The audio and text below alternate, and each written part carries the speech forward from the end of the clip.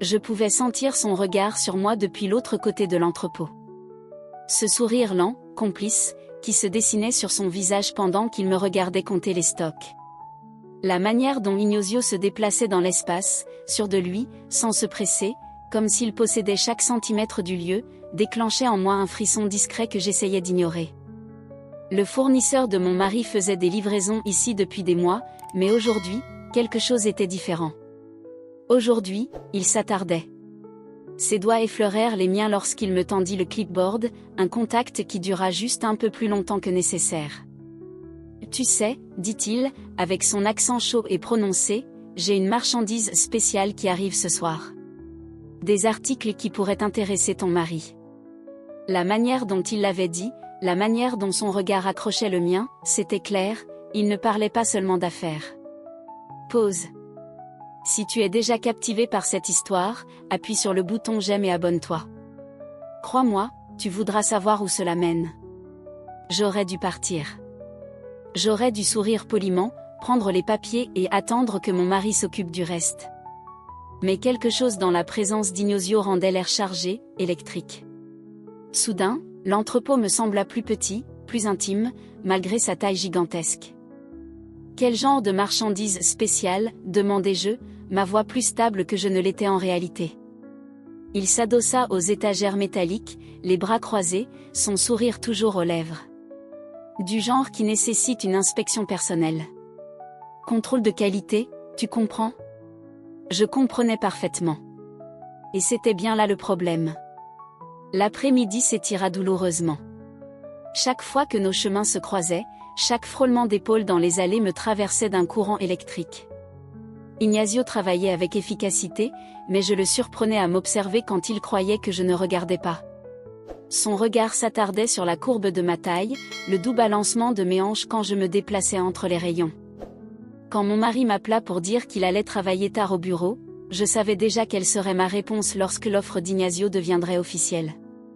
On dirait que ce sera juste nous ce soir, dis-je en raccrochant. Ignazio interrompit son travail, se redressa de toute sa hauteur. À 35 ans, il avait cette assurance tranquille de quelqu'un qui sait exactement ce qu'il veut. Parfait timing, dit-il en sortant un petit trousseau de clés. La cargaison spéciale vient d'arriver. Tu veux jeter un coup d'œil ?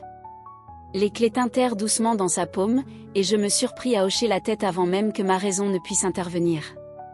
La pièce de stockage privée était plus petite que l'entrepôt principal, éclairée par une seule ampoule suspendue qui projetait de longues ombres sur les murs. Ignazio marchait devant moi, ses larges épaules bloquant une partie de la lumière alors qu'il s'approchait de plusieurs caisses non marquées. Ces articles, dit-il en caressant le bois lisse, sont différents. De meilleure qualité. Plus personnels. Il se retourna vers moi, et dans la lumière tamisée, ses traits semblaient plus aiguisés, plus intenses. Tu veux sentir comme Célis ? Je m'approchai, assez près pour capter l'odeur de son parfum mêlé à quelque chose de plus brut, plus masculin. Lorsque je tendis la main pour toucher la caisse, la sienne couvrit la mienne, guidant mes doigts le long du grain du bois. Sa peau était chaude, calleuse par des années de travail manuel, et ce contact fit courir un frisson le long de mon bras.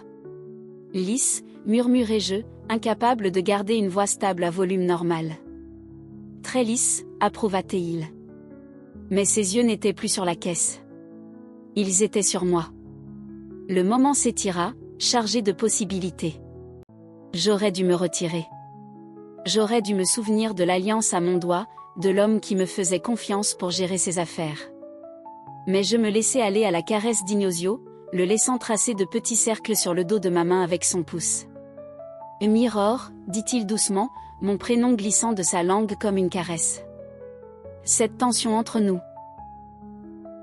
Je sais que tu la ressens, toi aussi. Je ne pouvais pas le nier. Impossible de faire semblant. Toutes nos interactions avaient mené à ce moment. Mon mari. Commençai-je, mais Ignazio secoua la tête. Il n'est pas là, conclut-il. C'est juste nous, et ce moment. Personne n'a besoin de savoir.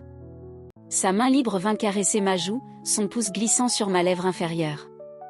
Le geste était doux mais assuré, et je me penchai vers lui malgré toutes les pensées rationnelles qui me criaient d'arrêter. J'ai voulu ça depuis le premier jour où je t'ai vu, avoua-t-il, dans un souffle. Ta façon de bouger, ta prestance. Tu es incroyable. Cette confession brisa quelque chose en moi. Avant de pouvoir me rétracter, je me hissai sur la pointe des pieds et pressai mes lèvres contre les siennes. Le baiser fut électrique. Des mois d'attirance refoulée trouvant enfin un exutoire. Ignacio réagit aussitôt, entourant ma taille de ses bras pour me rapprocher. Ses lèvres étaient fermes mais tendres, bougeant contre les miennes avec une maîtrise qui me fit vaciller. Quand nos bouches se séparèrent, nous haltions tous les deux. « Tu es sûr de toi ?» demanda-t-il, scrutant mes yeux à la recherche d'une hésitation. La question me donna un instant pour réfléchir, envisager les conséquences. Mais dans ses bras, plus vivante que je ne l'avais été depuis des mois, la réponse était simple. Oui, soufflai-je, et il n'avait pas besoin d'en entendre plus. Ses mains trouvèrent l'ourlet de mon chemisier, ses doigts effleurant ma peau alors qu'il le soulevait lentement. Chaque contact envoyait des étincelles à travers moi, réveillant des nerfs que j'avais oubliés. Quand le chemisier tomba au sol, son regard parcourut mon corps avec une admiration ouverte. « Magnifique !» murmura-t-il, son accent donnant à ce mot des allures de poésie. Ses doigts longèrent le bord de mon soutien-gorge, de légers effleurements qui me firent me cambrer vers lui. Je tendis la main vers sa chemise, maladroite dans ma hâte à défaire les boutons. Il rit doucement, saisit mes mains pour ralentir mes gestes. « Doucement », dit-il d'une voix amusée et chaude. « On a toute la nuit. » Ce rappel fit battre mon cœur plus vite. Toute la nuit. Pas de précipitation. Pas de moment volé. Juste nous deux, et cette tension incroyable qui montait depuis des semaines. Quand sa chemise rejoignit la mienne sur le sol, je ne pus m'empêcher de contempler son torse. Des années de travail physique avaient sculpté son corps comme une statue. Mes doigts suivirent les lignes de ses muscles, fascinés par le contraste entre la douceur de sa peau et la rugosité de ses mains. Il frissonna sous mon toucher, un soupir discret s'échappant de ses lèvres, me faisant fondre encore davantage. « À ton tour de sentir quelque chose de doux », chuchotai-je en guidant ses mains vers ma taille. Il n'eut besoin d'aucune autre invitation. Ses paumes remontèrent lentement le long de mes côtes, avec une lenteur presque sacrée. Quand ses pouces effleurèrent une zone sensible, je haletai, le dos se cambrant instinctivement. Ce son sembla l'affecter autant que son toucher m'affectait. Sa respiration devint plus lourde. Il me souleva sans effort et me posa sur le bord d'un établi proche. Le métal froid contre ma peau contrastait vivement avec la chaleur de son corps alors qu'il se glissait entre mes jambes. Dans cette position, nos regards étaient au même niveau, et je vis le désir brûler dans ses yeux sombres. « Je veux prendre mon temps avec toi », dit-il, ses mains caressant mes cuisses. « Apprendre chaque centimètre de ton corps. » Cette promesse me fit frissonner. Quand ses lèvres trouvèrent mon cou, y déposant de doux baisers, je ne pus retenir un soupir de plaisir. Il prit son temps, comme promis, explorant avec ses lèvres, sa langue, et la légère morsure de sa barbe naissante. Chaque geste était intentionnel, conçu pour me faire perdre la tête lentement. Ses mains s'occupèrent de mes vêtements restant avec une efficacité maîtrisée, mais ses gestes restèrent tendres. Quand l'air frais toucha ma peau dénudée, je frissonnai, mais ses paumes chaudes vinrent aussitôt me réchauffer. « Parfaite », souffla-t-il contre mon clavicule. « Absolument parfaite. » Ces mots, mêlés à la dévotion de ses caresses, me firent me sentir comme une déesse. Quand il s'agenouilla entre mes jambes, son intention évidente, je me cramponnai au rebord de l'établi. Le premier contact de ses lèvres me fit halter. La sensation était intense, après des mois de négligence. Là aussi, il prit son temps, utilisant chaque compétence pour me mener au bord. Ma respiration devint irrégulière, ma prise si ferme que mes jointures en blanchirent. « Ignacio », murmurai-je, son nom tombant de mes lèvres comme une prière. Il intensifia ses efforts, et je me sentis basculer vers quelque chose d'incontrôlable. Quand l'orgasme me frappa, ce fut en vague puissante. Mon corps se cambra, envahi par un plaisir qui engloutissait chaque nerf. Il me tenait fermement tout au long de l'épreuve, ses mains solides me gardant ancrée, même quand j'avais l'impression de flotter. Lorsque je revins à moi, encore tremblante d'intensité, il se leva. La manière révérencieuse dont il me regardait, comme si j'étais quelque chose de précieux, me serra le cœur d'émotion. À mon tour, dis-je enfin, une fois que je pus parler, glissant hors du banc sur des jambes vacillantes. La faim dans ses yeux s'intensifia alors que je commençais à défaire sa ceinture.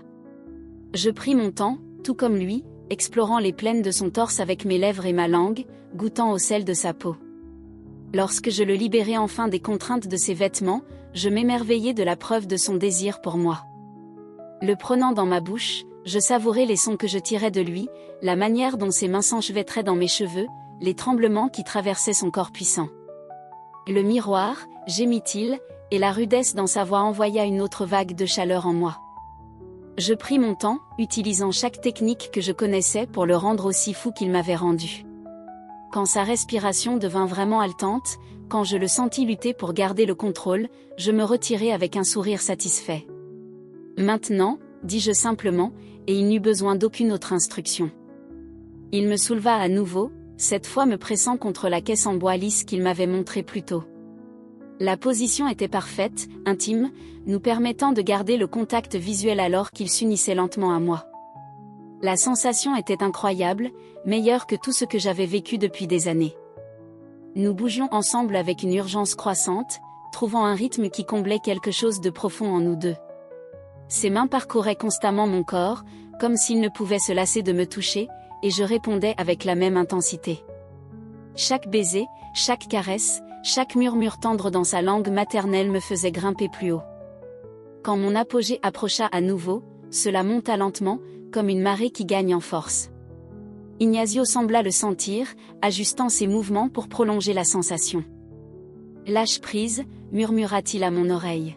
« Je suis là. » Et je le fis, lui faisant pleinement confiance alors que le plaisir me submergeait encore une fois. Il me suivit quelques instants plus tard, mon prénom sur ses lèvres, enfouissant son visage dans mon cou. Nous restâmes ainsi pendant de longues minutes, le cœur battant, la peau moite d'effort, revenant lentement sur terre. Lorsqu'il leva enfin la tête pour me regarder, la tendresse dans son expression me serra la poitrine. « C'était », commençai-je, avant de secouer la tête, incapable de trouver les mots justes. « Je sais », dit-il doucement, déposant un baiser tendre sur mon front. « Pour moi aussi. » Nous nous habillâmes lentement, à contre-cœur, tous deux conscients que remettre nos vêtements signifiait revenir à la réalité. Mais tandis que je lissais mon chemisier et tentais d'apprivoiser mes cheveux, je ne parvenais pas à regretter ce qui s'était passé.